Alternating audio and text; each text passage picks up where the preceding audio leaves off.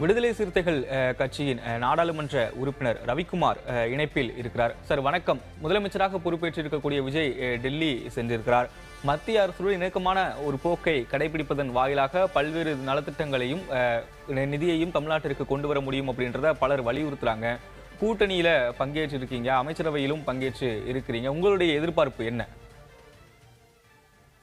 முக்கியமாக மேகதாத்து பகுதியில கர்நாடக அரசு அணை கட்டுகிற அந்த முயற்சியை தடுத்து நிறுத்துவதற்கு ஒன்றிய அரசு தமிழ்நாட்டுக்கு உறுதுணையாக இருக்க வேண்டும். ஏனென்றால் அவர்கள் செய்வது சட்டவிரோதமானது, உச்ச நீதிமன்ற தீர்ப்புக்கு மாறானது. அவர்கள் அந்த விரிவான திட்ட அறிக்கையை அவர்கள் தாக்கல் செய்தாலும் கூட அங்கே அணையை உடனே கட்ட முடியாது. அதற்கு காவிரி நதிநீர் மேலாண்மை வாரியத்தின் ஒப்புதல் பெற வேண்டும். அதற்கு பிறகுதான் காவிரி நதிநீர் ஆணையத்திடம் அவர்கள் செல்ல முடியும். இப்படி வழிகாட்டுதலை ஏற்கனவே உச்ச நீதிமன்றம் கொடுத்திருக்கிறது. அதை மீறி அங்கே இருக்கிற துணை முதலமைச்சர் டி.கே. சிவகுமார் அவர்கள் தன்னுடைய அரசியல் ஆதாயம் கருதி உடனடியாக பூமி பூஜை போடுவேன், இதை தமிழ்நாடு தடுத்து நிறுத்த முடியாது என்று தமிழ்நாட்டு மக்களுக்கு எதிராக ஆத்திரமூட்டும் சொற்களை தொடர்ந்து வெளிப்படுத்தி வருகிறார். இதற்கு ஒன்றிய அரசு துணை போகக்கூடாது. தமிழ்நாட்டினுடைய நியாயமான நீதியான நிலைப்பாட்டுக்கு ஆதரவாக இருக்க வேண்டும்.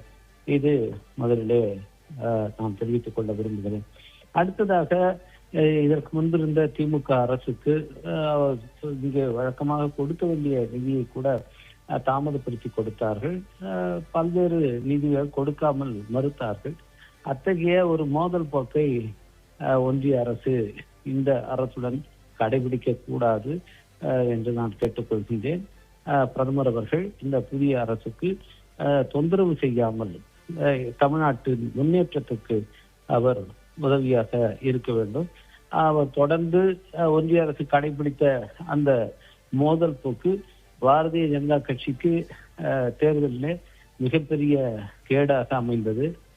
ஒரு இடம்தான் அவர்களால் வெற்றி பெற முடிந்தது என்பது தமிழ்நாட்டு மக்கள் பாரதிய ஜனதா கட்சியினுடைய அந்த மோதல் போக்கை, மேலாதிக்க போக்கை விரும்பவில்லை என்பதை தெளிவாக எடுத்து கூறியிருக்கிறது. இனிமேலாவது இந்த தேர்தல் முடிவை பார்த்தது பிறகாவது பிரதமர் அவர்கள் தங்களுடைய மோதல் போக்கை மாற்றிக்கொண்டு கூட்டாட்சி தத்துவத்துக்கு உகந்த அளவிலே அவர்கள் இந்த தமிழ்நாட்டு அரசினுடைய கோரிக்கைகளை அணுக வேண்டும் என்று நான் கேட்டுக்கொள்கின்றேன். புதிதாக பொறுப்பேற்றிருக்கிற அரசுக்கு வேறு அரசியல் ரீதியாகவோ ஆளுநர் மூலமாகவோ அவர் தொந்தரவு எதையும் கொடுக்கக்கூடாது. ஏற்கனவே திமுக அரசு கொண்டு வந்த மசோதா 10 மசோதா ஆளுநரால் ஒப்புதல் அளிக்கப்படாத நிலையில் உச்ச நீதிமன்றமே அதற்கு ஒப்புதல் அளித்து தன்னுடைய சிறப்பு அதிகாரத்தை பயன்படுத்தி அதை சட்டமாக மாற்றியது.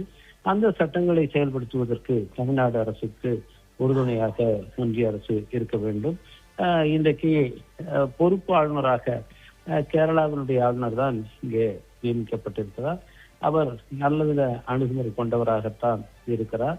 இங்கே முழு நேர ஆளுநர் நியமிக்கப்பட வேண்டும்.